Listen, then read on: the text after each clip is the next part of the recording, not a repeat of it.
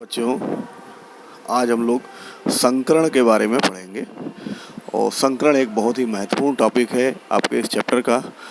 और ये आगे जितनी भी रसायन पढ़ते जाएंगे उसमें ये आपको हमेशा मिलेगा।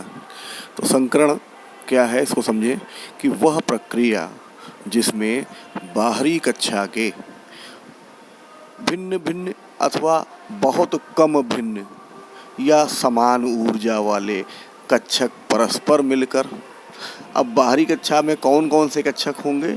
एस, पी या डी। ठीक है, चूँकि किसी भी कक्षा में एस, पी, डी ये कक्षक होंगे तो बस इन्हीं कक्षकों के मिलने से संकरण होना है। तो हम फिर से बोलेंगे, वह प्रक्रिया जिसमें बाहरी कक्षा के भिन्न भिन्न ऊर्जा वाले कक्षक परस्पर मिलकर समान ऊर्जा, समान आकृति और समान संख्या के नए कक्षक बनाते हैं, संकरण कहलाती है। और प्राप्त नए कक्षक संकर कक्षक कहलाते हैं। अब क्रिया समझ में आ गई। एक ऐसी प्रक्रिया है जिसमें बाहरी कक्षा के भिन्न भिन्न ऊर्जा वाले कक्षक आपस में मिलकर समान ऊर्जा के, समान संख्या के और समान आकृति के नए कक्षक बनाते हैं। इसी प्रक्रिया को संकरण कहते हैं और जो नए कक्षक मिलते हैं वो संकर कक्षक कहलाते हैं। अब आते हैं संकरण के गुण। तो पहला है कि संकरण में लगभग समान अथवा कुछ कुछ भिन्न ऊर्जा के कक्षक भाग लेते हैं।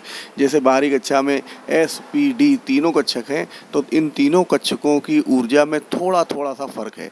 जैसे पी कक्षक में 3 हैं, उन तीनों में लगभग समान ऊर्जा के कक्षक हैं, लेकिन पी और डी में भिन्न भिन्न ऊर्जा के कक्षक होते हैं। ठीक है, तो पहला पॉइंट समझ में आ गया कि संकरण में लगभग समान अथवा कुछ भिन्न ऊर्जा के कक्षक भाग लेंगे।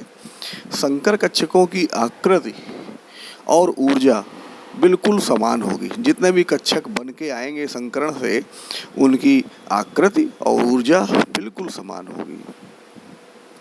अगला पॉइंट है कि जितनी संख्या में कक्षक संकरण की प्रक्रिया में भाग लेंगे ठीक उतनी ही संख्या में संकर कक्षक प्राप्त होंगे। संकर कक्षकों की आकृति बिल्कुल जैसे हमने यहाँ छोटा सा एक चिन्ह बनाया है जिसमें एक लोब बड़ा है और एक लोब छोटा है, ऐसी ही रहेगी।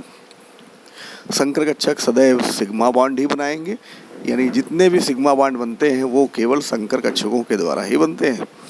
संकरण की प्रक्रिया में केवल कक्षक भाग लेते हैं, इलेक्ट्रॉन का मतलब नहीं होता है इसमें। इलेक्ट्रॉन हो या ना हो कक्षक में इससे फर्क नहीं पड़ता, केवल कक्षक भाग लेंगे। किसी संकर कक्षक में एस गुण बढ़ने पर, किसी भी संकर कक्षक में एस गुण बढ़ने पर संकर कक्षक का जो आकार है वो छोटा होता जाएगा, जिससे बंध लंबाई घट जाएगी। क्या घटेगी? बंध लंबाई। और बंध ऊर्जा बढ़ जाएगी, क्योंकि जब बंध छोटा हो जाएगा तो उसको तोड़ने में लगने वाली ऊर्जा बढ़ जाती है। तो यहाँ पर देखें हमने भिन्न भिन्न प्रकार के संकरण लिखे हैं। sp, sp2, sp3। sp में 50% एस गुण है, sp2 में 33.3% है, sp3 में 25% है। और जैसे जैसे एस गुण बढ़ता गया वैसे वैसे बंध लंबाई घटती गई और बंध ऊर्जा बढ़ती गई। इसके बाद संकरण के प्रकार पढ़ाएंगे अगले वीडियो में।